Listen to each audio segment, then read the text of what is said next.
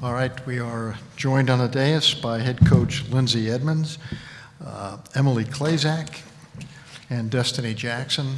For those of you on the call may not have seen the box score yet, Emily scored 13 points on 5 of 7 from the field, 3 of 5 from 3, and 2 assists.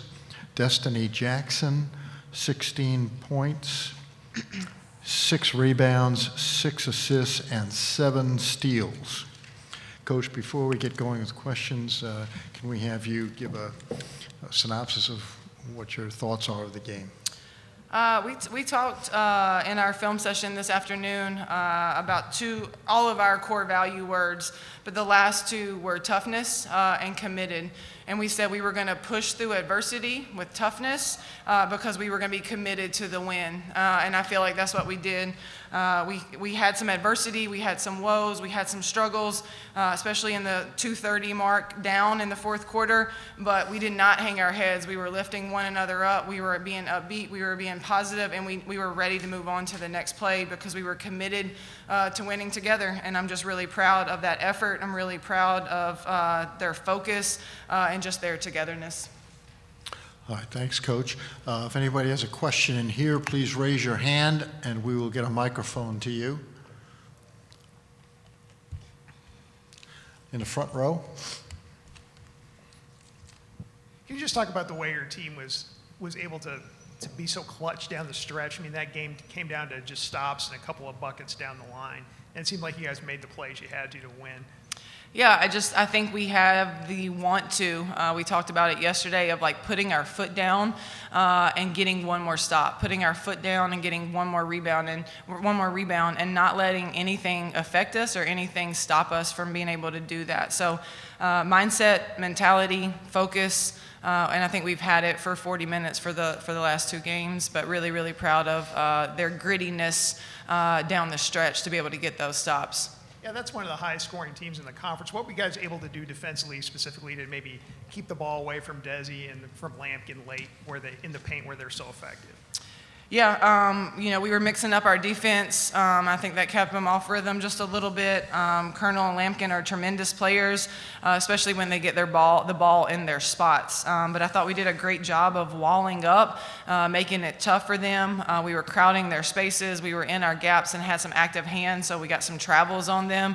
But I think our intensity and being locked into the game plan of switching up our defense really kind of kept those 2 off rhythm.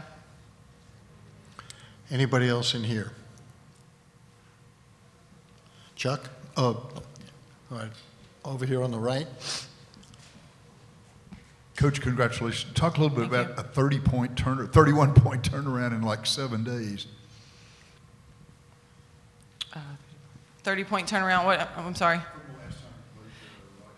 From the last time we played North Texas? Yeah, sorry. You know what? At our place, I thought we played really well. We forced 19 turnovers. We had 14 steals. We had 21 offensive rebounds. We had 70 shots. We had, I think, 23 more shots than they did. The ball just didn't go in the basket for us that night. So I thought we played really well at our place, too. So I think that drove us just a little bit, added a little bit more fuel to our fire. We felt like we let one slip at home. They're a great team, but we feel like we let one slip at home, and we wanted to get it back today. And then just for Destiny. Hold on, let me get a microphone too. Thank you. That layup was the game winner there. What did you see on that play, and how did you get free to get that? Oh, I'm sorry, which layup? At the very end there, the one that put you up 60-59 with about 30 seconds left. Call blue when you got to your right. I'm sorry, I think I just zoned out. I just got a bucket. I'm sorry, but Yeah, I mean, DJ's just really tough, and she knew I was going to keep the ball in her hands late game. We were going to set a screen. I want the ball in her hands as much as possible, especially in those clutch moments. She's won a lot of games for us, whether we're down and she scores and we win, or whether we're up and we're able to hold on to the win because the ball's in her hand. And so, she probably zones out, but it was after we called blue, and they were icing her on her left hand. She got downhill to her right, something we talked about at halftime as well, her being locked in to go right. If they're going to take away left, go right. They can't stop you both sides.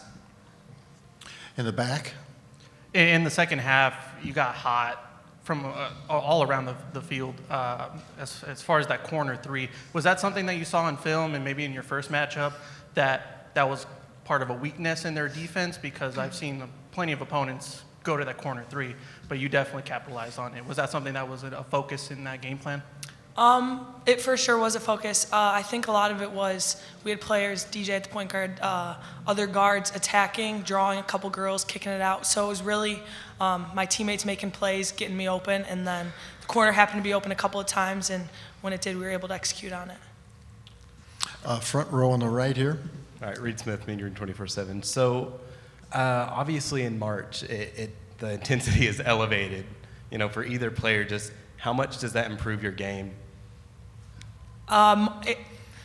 Winning in March is just so much, it's so fun. And we struggled in February a little bit, so I think it just means a lot more. We don't want to go home. We're going to do whatever it takes. We're not done yet. We got a couple more. We're going to enjoy tonight and then turn around and get ready to go for tomorrow. Anyone else in the room? Right in the middle here. Hi there. So he mentioned the last game was at Rice, and it was a huge blowout win for North Texas. It wasn't a blowout win, but okay. I'm sorry. It was outcome was different. And can you talk about how the neutral site kind of brings a different sort of intensity?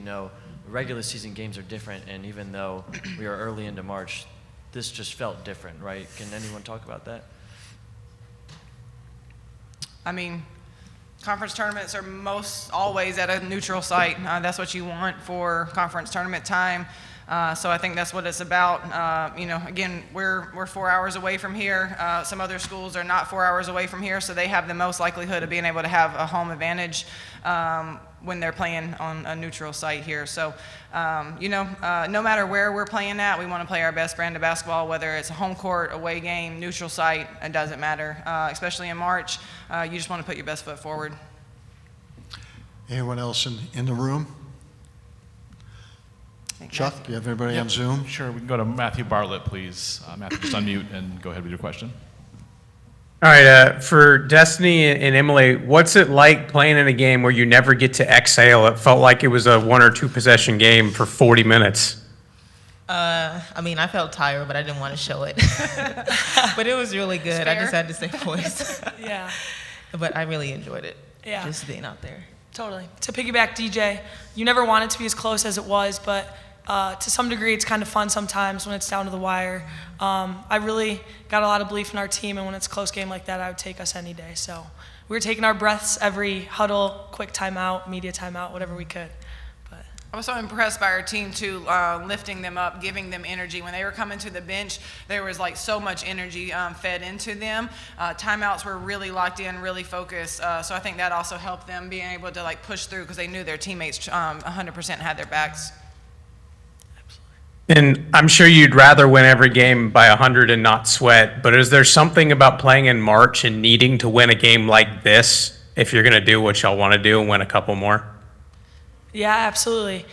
Knowing that going home is on the line is everything that you need to keep going, to give you an extra little bit of energy to make plays, and I think that's exactly what we did tonight. Matthew, we've talked a lot about adversities that we faced this season, how it's going to bring us March blessings, and here we are. We got to keep doing it. Tomorrow's the next day that we got to keep fighting. And then last one for me, felt like you mentioned at the top, couldn't get that last shot or hold on to the ball the last couple minutes. You'll take a win anyway, but winning with defense and having to get that one stop, is that something that just is a different kind of feel, a different kind of test than maybe making that buzzer beater? Yeah, I think the last 2 years with us, we've always kind of hung our hats on offense. But this year, when we've been really good, it's us been hanging our hats on defense. January was really good to us because our defense was so good. We had some let up in February where our defense wasn't where we needed it to be. And I think we just had confidence tonight in that one more stop that won't get it and not let the offensive miscue that we just had affect our defensive possession. And we've talked about 95%, okay? When you have the ball, that's 5% of the time. There's so much more you can do. You can get a stop. You can get a rebound. You can get a steal. There's so much more that you can do, even if we missed the last opportunity, and we found a way to get that. Thanks, y'all. Good luck tomorrow. Thanks, Matthew. One more before we let you go, Coach. So to kind of a macro look at the tournament, the number 1 and number 2 seeds are out. The number 14 seed is 1-2 games in the tournament. Here you are in the semifinals. Does your approach change based on kind of how the tournament's played out so far? I mean, I think this year, this conference has, it's any given night, anyone can win. There's been a lot of games, and I think we were all kind of jumbled in there together with our record. So there's a lot of great teams. I think right now we have the mindset of it doesn't matter who we're playing. We want to be the best Rice basketball team that we can play, we can be, no matter who we're playing against. So seedings are kind of out the window at this point. It's about getting the win, no matter what the records are. Thank you. Coach, thank you. Thank you. Thank you. Thank y'all.